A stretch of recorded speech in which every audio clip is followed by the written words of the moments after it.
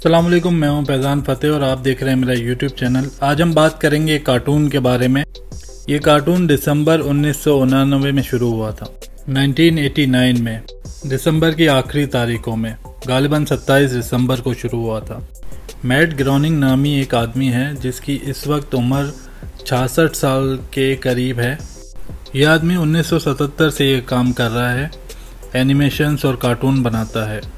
इस आदमी के कई आर्टिकल्स हैं, इंटरव्यूज़ हैं जो इंटरनेट पे हमें बहुत आसानी से मिल जाते हैं, जिससे हमें ये पता चलता है कि ये किस मज़हब को फॉलो करता है और ये क्या सोचता है, इसका नज़रिया क्या है। यह आदमी अमेरिका का रहने वाला है और इसका वालिद भी इसी की तरह कार्टून्स और एनिमेशंस बनाता था। और ये बंदा नज़रियाती तौर पे एक नए फ़लसफ़े का कायल है जिसको हम एग्नोस्टिक कहते हैं, या इसको हम एग्नोटिज़म भी कह सकते हैं। इनका मज़हब के बारे में अजीब व गरीब नज़रिया होता है। ये एक नया किस्म का मज़हब है, इसको मानने वाले लोग हैं। एथियस्ट के बारे में आपने सुना होगा, जिनको ये बिलीव ही नहीं होता कि ये कोई खुदा जैसी कोई हस्ती भी होती है, नौज़-बिल्लाह। ये समझते हैं कि दुनिया खुद ब खुद बन गई। ये समझते हैं किसी का वहदतुल वजूद का नज़रिया है ही नहीं, कोई ऐसी तौहीद की बात है ही नहीं, या ये किसी भी भगवान को, बुद्ध को, किसी भी मज़हब को नहीं मानते ये। और ये इसकी एक और फॉर्म है एग्नोस्टिक, ये उसका फॉलोवर है। ये लोग क्या कहते हैं कि खुदा का वजूद है या नहीं है, ये साबित नहीं किया जा सकता, इसको जस्टिफाई नहीं किया जा सकता। ये एक और स्टेज पे खड़े हैं।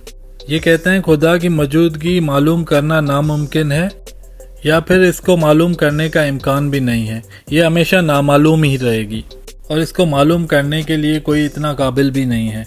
इन्होंने एक नया अकीदा बना लिया है अपना ही।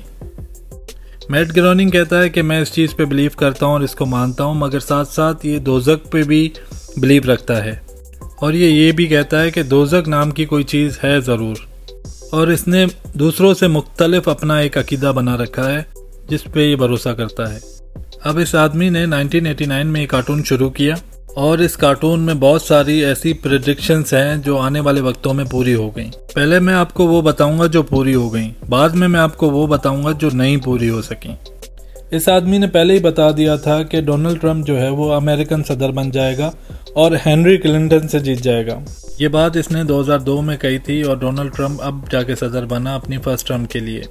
इसने कहा कि फीफा में करप्शन पकड़ी जाएगी और वो भी पकड़ी गई। ये एक बहुत बड़ा स्कैंडल था जो पूरी दुनिया में मकबूल हो गया। 1997 में इसी के कार्टून के एक एपिसोड में एक बच्ची के हाथ में एक पिक्चर है जिसमें 9/11 का इंसिडेंट बताया गया है। इस पिक्चर में आप साफ देख सकते हैं कि $9 हैं और twins tower, world trade centre बताया गया है। और उस तस्वीर से ये अकस किया गया 2001 में। बाद में ये कहा गया कि इस आदमी ने पहले ही ये बता दिया गया था कि इस डेट पे वर्ल्ड ट्रेड सेंटर तबाह हो जाएगा। इसके अलावा फीफा वर्ल्ड कप में 2014 में जर्मनी और अर्जेंटीना फाइनल में पहुंचेंगे और जर्मनी जीतेगी। ये बात भी इसकी सच निकली। इसके अलावा इसने बहुत सारी टेक्नोलॉजीज़ के बारे में भी बताया, जैसे होलोग्राम टेक्नोलॉजी के बारे में बताया और भी कई दीगर टेक्नोलॉजीज़ के बारे में इसने बताया। इसने ये भी कहा कि फॉक्स और डिज्नी मर्जर हो जाएगा और ये बहुत बड़ी खबर थी दुनिया के लिए और ऐसा ही हुआ। एबोला वायरस के लिए भी इसने कहा था और वैसा ही हुआ। 15 साल पहले इसने बता दिया कि शाम में 2012 में ये सूरत हाल होगी। बागियों का जो झंडा है इस वक्त शाम में सूरत हाल ख़राब होने के बाद, वो 15 साल पहले इसने एक जीप पे लगा हुआ दिखा दिया था। किस तरह इस आदमी को ये पता चल गया कि 15 साल बाद ये झंडा शाम के अंदर उठाया जाएगा? इसने वो झंडा पहले ही उसकी तस्वीर जीप पे लगी हुई कैसे दिखा दी? क्या ये सब हादसाती है या इस आदमी को फ्यूचर नज़र आता है, या ये फ्यूचर को तब्दील करता है अपने मुताबिक? ऐसे कई सारे सवालात हैं जिनका जवाब मैं आपको दूंगा। बहुत सारी ऐसी प्रेडिक्शंस भी हैं जो कि पूरी नहीं हुई, उनकी भी तादाद काफ़ी ज़्यादा है। वो पूरी क्यों नहीं हुई उसकी भी बहुत सारी वजूहात हैं, ये भी हमें जानना चाहिए। नंबर 1, इन्होंने कहा था एक बहुत बड़ा तन सास्ता, आप सब जानते हैं उनको, आर्नल्ड, जो गालिबन कैलिफोर्निया का गवर्नर भी रहा, वो 2007 में अमेरिकन सदर बन जाएगा। लेकिन अमेरिकी सदर बुश बन गया और ये प्रेडिक्शन सही साबित नहीं हुई। इसके अलावा इसने कहा कि जॉर्ज लूनी एक बहुत अच्छा एक्टर है, उसकी मौत हो जाएगी फला साल में, पर ऐसा नहीं हुआ। पर इस आदमी के प्रेडिक्शन के मुताबिक बहुत सारे लोगों की मौत हुई भी।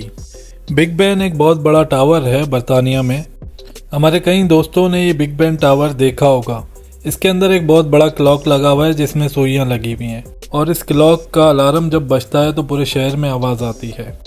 इस आदमी ने यह भी कहा था कि इस क्लॉक टावर का जो क्लॉक है वो डिजिटल हो जाएगा 2010 में। इस तरह की बहुत सारी प्रेडिक्शंस हैं जो कि पूरी नहीं हुई। शुरू से देखा जाए कि ये इस तरीके की चीज़ें हो क्यों रही है, थोड़ा सा फोकस किया जाए तो ये चीज़ें ऐसा लगता है कि मैनेज की जा सकती हैं। देखा जाए तो यहूदियों का इस वक्त दुनिया के वसाइल पे बहुत बड़े पैमाने का कंट्रोल है और ये शख्स उनके नज़रिए को बहुत ज़्यादा फॉलो करता है और उनका मानने वाला है। और ये आदमी ये कार्टून बना रहा है और इस कार्टून को दुनिया में इतना मशहूर कर दिया गया है कि दुनिया समझती है कि जो भी प्रेडिक्शन देता है वो सही निकलती है। हालांकि अल्लाह रब्बुल इज़्ज़त ने साफ साफ फरमा दिया है कि फ्यूचर में कोई नहीं देख सकता। किसी को ये मालूम नहीं होगा कि आने वाले कल में क्या होगा जब तक मेरा अल्लाह ना चाहे। तो अल्लाह चाहेगा तो पता चलेगा, वैसे पता नहीं चल सकता, ये तो साफ है। तो ये कैसे पता कर रहे हैं? असल में देखा जाए तो ये पता नहीं कर रहे हैं, हालात और वाक़ियात ये साबित कर रहे हैं कि जितने भी हादसात और ये जितने भी चेंजिंग आ रही है, प्रेडिक्शन सच हो रही हैं, इन चीज़ों को ये खुद मैनेज कर रहे हैं। आर्नल्ड से जो इनका मुआहदा हुआ था तो उसने ये तय कर लिया था कि ये चीज़ें मैं करूँगा और उन्होंने ये तय कर लिया था कि 2007 में अमरीकी सदर आर्नल्ड को बनाएंगे। पर इससे पहले ही कुछ चीज़ें ऐसी हो गई कि इन लोगों को खुद शक हो गया कि आर्नल्ड इनके कंट्रोल के मुताबिक नहीं चल सकेगा, तो इन्होंने बुश को बना दिया सदर और बुश ने इनकी सारी शर्तें मान ली और मुसलमानों का क्या हाल किया। तो ग्रेटर इसराइल के लिए जितना काम बुश ने किया उतना किसी ने नहीं किया। उसके बाद डोनाल्ड ट्रंप को प्रेडिक्शन दी कि ये आदमी अमरीकी सदर बन जाएगा और डोनाल्ड ट्रंप ने हर वो काम किया जो यहूदी चाहते हैं। आपको याद होगा हलफ उठाने से पहले ये अनाउंस कर दिया था कि उसकी पॉलिसी फ़लस्तीन के लिए क्या होगी और इजराइल के लिए वो क्या सोचेगा और किस तरीके से वो सिफारत खाने बना रहा है और किस तरीके से वो चीज़ों को मैनेज कर रहा है। और उसको दुनिया की कोई परवाह नहीं है कि दुनिया क्या सोच रही है, वो सिर्फ वो फॉलो कर रहा है जो इजराइल को फ़ायदा दे सकता है। ग्रेटर इसराइल बनाने के लिए ये ज़रूरी था कि शाम और मशरिक़ मुस्ता में एक जंग जैसी सूरत-ए-हाल पैदा हो जाए। सबसे पहले इन्होंने यही प्रेडिक्शन की थी कि शाम के हालात जानबूझ के ख़राब किए जाएं। शाम के लोग बहुत अच्छी तरह जानते हैं कि ये एक साजिश के तहत हुआ है। शाम के अंदर एक खाना जंगी की गई और बहुत तगड़े लोग इस साजिश में शामिल थे और ये जितनी भी बगावत हुई है, बागियों का एक गिरोह बनाया गया है, बाकायदा उसको पीछे से बैठ के कठपुतलियों की तरह कंट्रोल कर रहे हैं, जिन्होंने इन पे पैसे लगाए थे और जिनका ब्रेन इनके पीछे काम कर रहा है। दुनिया भर में मैच फिक्सिंग होती है और उससे अरबों डॉलर रुपए कमाते हैं लोग और ये 2014 का वर्ल्ड कप इस तरह की एक मैच फिक्सिंग का हिस्सा था। ये तो मेरा पॉइंट ऑफ व्यू है, हो सकता है कि ये सही नहीं हो सकता है कि सही हो, मगर मुझे कमेंट्स करके ज़रूर बताइएगा कि आप क्या सोचते हैं इस बारे में। तो मेरे चैनल को सब्सक्राइब करना ना भूलिएगा। अल्लाह हाफ़िज़।